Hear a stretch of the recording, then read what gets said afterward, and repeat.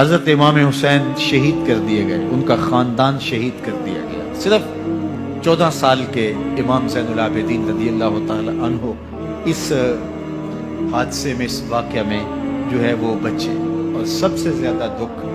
اپنی آنکھوں سے انہوں نے دیکھے۔ کربلا کا منظر بھی دیکھا،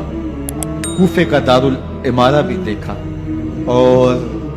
دمشق کا دربار یزید بھی دیکھا، اور پھر یہاں سے مدینے پہنچ کر اہل مدینہ سے جو سامنا ہوا امام زین العابدین نے وہ لمحے بھی دیکھے۔ کہتے ہیں اس واقعہ کربلا کے بعد حضرت امام زین العابدین کبھی ہنسے نہیں تھے۔ جب بھی پانی پینے لگتے تو رو پڑتے، انہیں شاید سکینہ کی پیاس یاد آ جاتی تھی۔ امام زین العابدین کا رنگ زرد ہو جاتا جب کربلا کی یاد آتی، اور بسا اوقات شہر سے وحشت ہونے لگتی اور دور باہر نکل جاتے اور جا کر کے وہاں خیمہ گاڑ لیتے اور مہینہ مہینہ وہاں ذکر و فکر اور عبادت میں لگے رہتے۔ امام زین العابدین کے ہاتھوں میں ہتھ کڑیاں، پاؤں میں زنجیریں، اور اونٹ پہ باندھ کر کے جب حضرت امام زین العابدین کو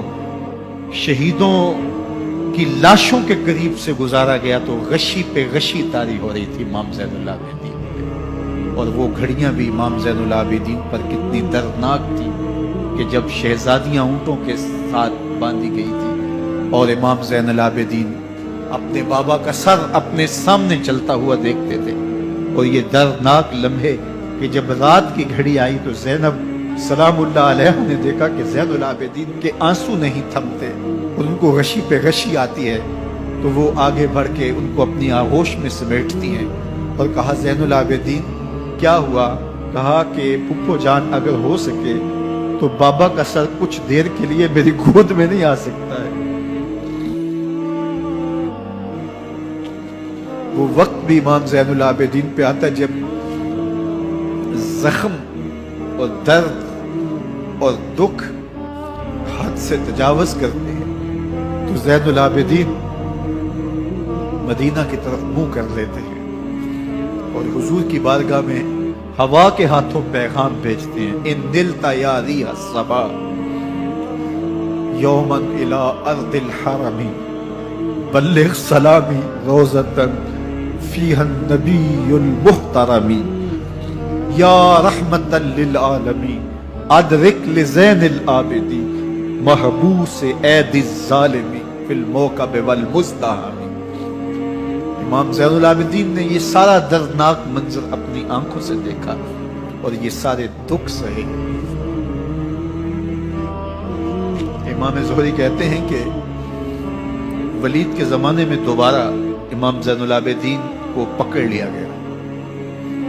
اور ان کے ہاتھوں میں دوبارہ ہتھ کڑیاں اور پاؤں میں بیڑیاں ڈال دی گئی۔ میں ملنے گیا تو جو ہی امام کے ہاتھوں میں